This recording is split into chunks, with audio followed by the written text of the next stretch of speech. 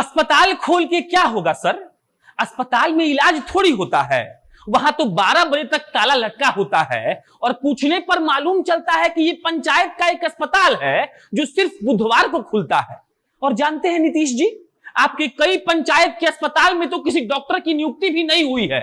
वहां एक बोर्ड लगा है जहां 6 साल पुराने डॉक्टर का नंबर है, जिस पर आप फोन करेंगे तो वो कहेंगे कि हमारा ट्रांसफर तो वहां से 6 साल पहले हो गया था। लेकिन याद रखिए हुजूर, जब बिहार के स्वास्थ्य मंत्री के सामने कैमरा आएगा तो वो बहुत तनाक से कहेंगे कि बिहार में तो सबसे ज्यादा वैक्सीन लग रहा है, सब लोग ठीक हो रहे हैं। और उसके बाद हमारे वरुण जी कहते हैं कि मंगल पांडे साहब कहते हैं कि सिर्फ पॉजिटिव सवाल करिए।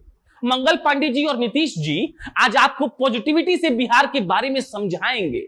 ये बताएंगे कि दरभंगा मेडिकल कॉलेज में पानी घुस गया तो इसमें दिक्कत का बात नहीं है। इसका पॉजिटिव बात यह है कि पेशेंट लोग वही पानी पिएगा, पैखाना करेगा तो उसी पानी से धोएगा। काहे अस्पताल में नल लग जाएगा? अस्पताल में नल लगने के बजाय आपके बड़का वाला घर में लगेगा। सोचिए ना सर, कितना अच्छा लगेगा।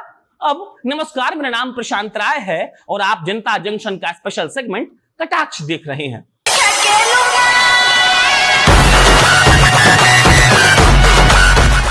याद रहे, बिहार में रहकर पॉजिटिव बात ही करना होगा। काहे कि स्वास्थ्य मंत्री साहब और मुख्यमंत्री साहब को निगेटिव बात पसंद नहीं है। आप लोगों को भी पसंद नहीं होगा। सोच रहे होंगे कि आकर क्या बड़बड़ करता है, चिल्लाते रहता है। तो अब ध्यान से सुनिए, दरभंगा मेडिकल कॉलेज में पिछले 24 घंटे में 4 बच्चों की मृत्यु हो चुकी है। लेकिन इससे घबराने की बात नहीं है।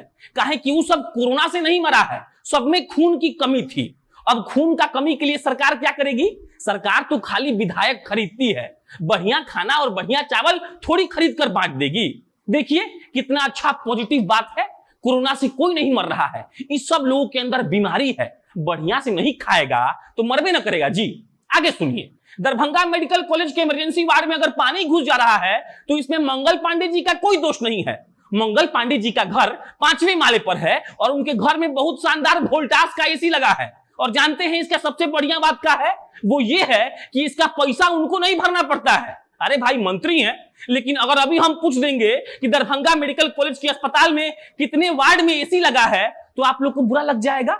आप लोग कहेंगे कि देखो कितना निगेटिव बात करता है। हमारे पापा कहते हैं कि गर्मी को महसूस नहीं करिएगा तो गर्मी लगेगा ही नहीं। यही बात मंगल पांडे जी भी कहते होंगे। क्यों मंगल पांडे जी? अच्छा लग रहा है ना आपको ये सब सुनकर? और इस बात पर ध्यान नहीं देना है कि तीसरी वेव में कोरोना से बच्चों को खतरा है। हमारे मंगल पांडे साहब ऐसा इंतजाम कर देंगे कि किसी को मालूम ही नहीं पड़ेगा कि बच्चा कोरोना से मरा है कि निमोनिया से कि चमकी से। बस आप लोग एकदम पॉजिटिव रहिए। अब अगला, आपको क्या लगता है कि अस्पताल रोज खुलता है बिहार में? आपको क्या लगता है कि अस्पताल में डॉक्टरों की नियुक्ति है? और अगर लगता है ना सर, तो बहुत गलत लगता है। कहे कि हम पिछला 7 दिन में 3 जिला का अस्पताल घूमकर आ रहे हैं।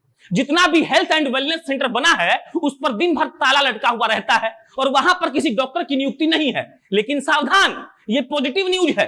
पॉजिटिव न्यूज ये है कि अगर अस्पताल रोज खुलेगा तो उसका साफ सफाई करना पड़ेगा, डॉक्टर का नियुक्ति करना पड़ेगा, इलाज के लिए दवाई रखना पड़ेगा। और अगर अस्पताल खुलेगा ही नहीं तो बिल्डिंग एकदम नया लौकेगा। बाद में नीतीश जी उसी बिल्डिंग को दिखाकर वोट मांग लेंगे। अस्पताल बंद रहेगा तो दवाई का खर्चा बचेगा, बिजली भी बचेगा, सैलरी का पैसा बचेगा और इसी सब पैसा से नीतीश जी बिहार का विकास करेंगे।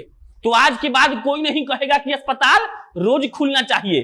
अस्पताल खोलकर भी क्या किया जा सकता है? चंद लोगों के इलाज करके कोई राज्य आगे थोड़ी बढ़ जाता है।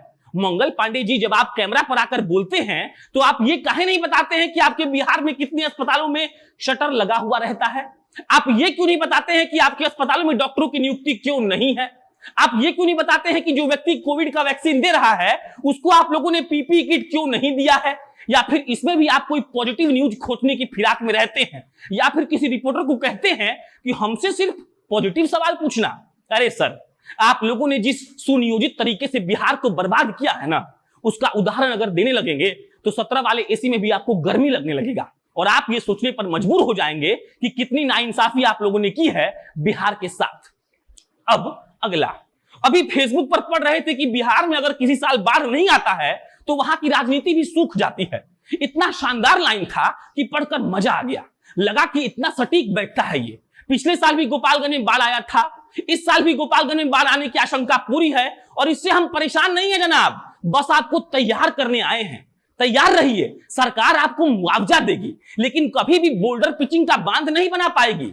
सरकारी दफ्तर के बाहर चिट्ठी लगा होगा कि इस साल आप फलना चीज की खेती नहीं कर सकते हैं क्योंकि खतरा मंडरा रहा है, लेकिन वही सरकार ऐसा बांध का मरम्मत नहीं करवाएगी कि वो दोबारा नहीं टूटे।